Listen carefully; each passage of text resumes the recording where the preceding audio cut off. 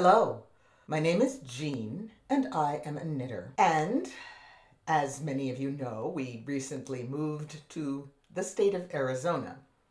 We are in what they call high desert.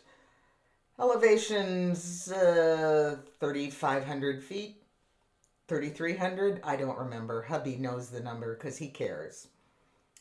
However, 2 days ago, our heat went out at night. And fortunately, it's now deciding that it's going to stay above freezing, but not by a whole heck of a lot.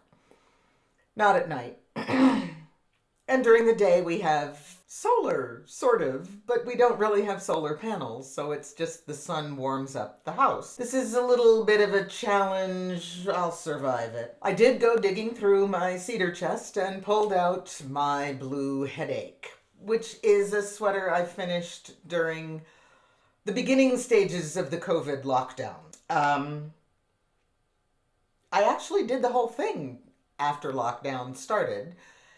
And maybe it doesn't have the best memories associated with it. It wasn't a really wonderful time in my life, but I've gone through worse, so it wasn't that bad. No heat means my beverage of choice is anything warm. And if it gets cold, I pop it in the microwave and heat it up again. I'm knitting. I did something. I've talked about it a bit. At the start of a row, I fired up my little kitchen scale, which is accurate in grams, placed it on a nice, flat, sturdy surface, and I weighed how many grams of yarn there were in the ball of yarn. It's actually a cake, not a ball. Got to the end of the row and repeated. I knew at that time I was using 3 grams of yarn per row, more or less. I also knew how many grams of yarn I had in the 2 full remaining skeins of yarn and the partial one that I've been knitting on. And I knew what row I was on in my pattern, and I knew how many rows I had to complete. I would have lost Yarn Chicken badly. So I called Neighborhood Fiber Company after I had surfed on their website and said, well, we can do this one, maybe this one. I'd like to try this one. Contacted them through email. We were going back and forth a little bit, and I was like, no, we need to have a phone conversation. Called them, chatted with them. We decided on 2 skeins of yarn that are going to fit into my color range and expand it enough that I can complete this shawl without worrying about Yarn Chicken. Yay me! I didn't have any trouble finding the pattern. Not the pattern. I didn't have any trouble finding the yarns that I needed, the quantities that I thought I would need. I'm good. I should be really good. It will take 6 skeins of yarn, not 4, to finish this monster. I hope. We might need to do the Yarn Chicken again later because the rows are not all the same size, and I don't know how much they're really going to increase and how much they're going to up later on. But that's one problem identified early enough to solve without crises. I've been really nice about talking about Nit Companion. Let's just boil it down to their model for selling it or leasing access to it, and the capabilities that it provides do not meet my needs.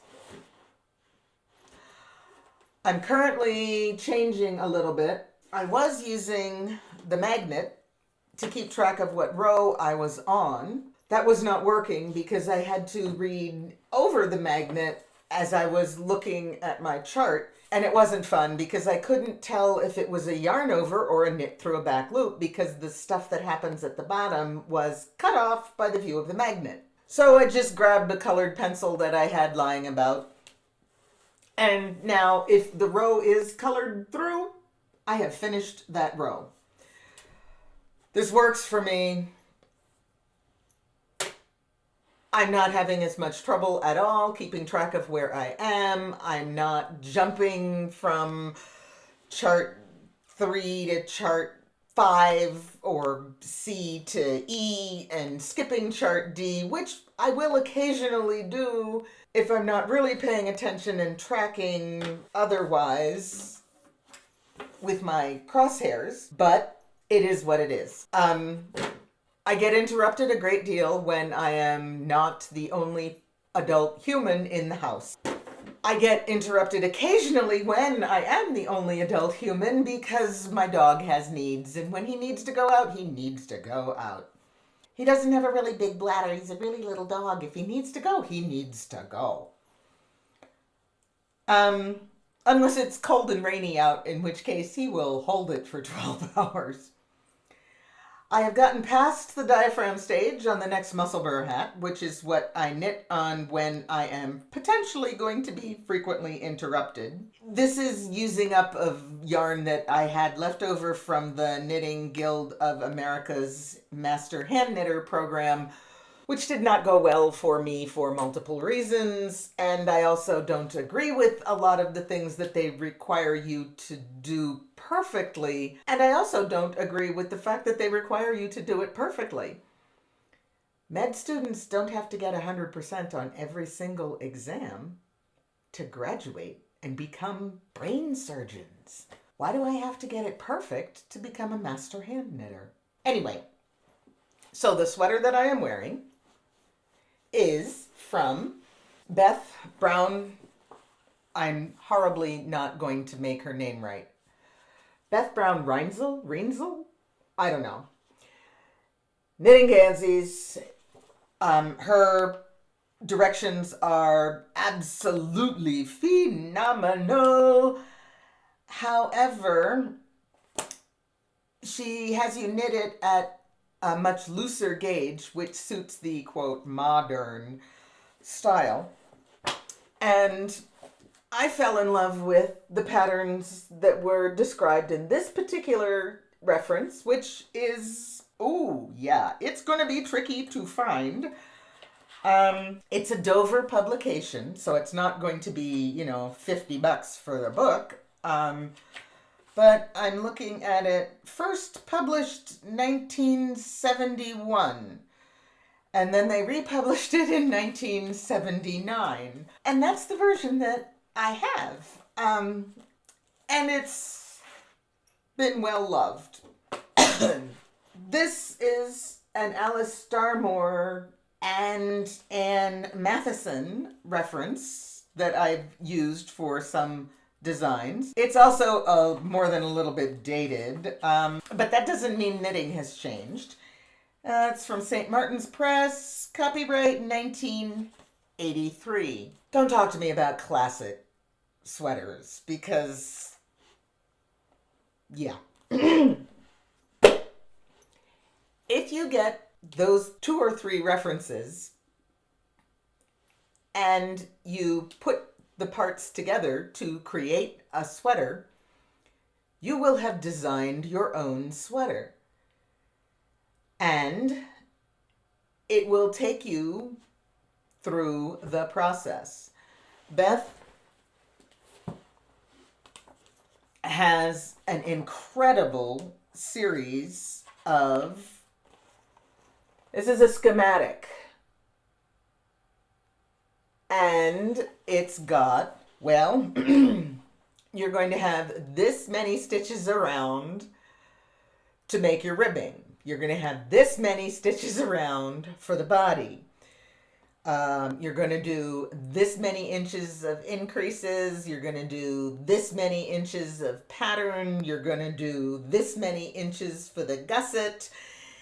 You're going to have a total length from here to here. You're going to have a total length from there to there. You're going to have this diameter and these diameters as you go out to the cuff. And your cuff is going to start here. But that's not the only set of measurements that she gives you, and you also have to figure out how these things relate one to the other. So you can't just draw some crazy big T shape and start putting in numbers because it might not fit a human being. You need the reference. And you need to measure human beings to know what is going to be significant. So your numbers need to increase at a certain rate, might have to stay even for a bit, and then decrease a little bit before you get the shape of the sock.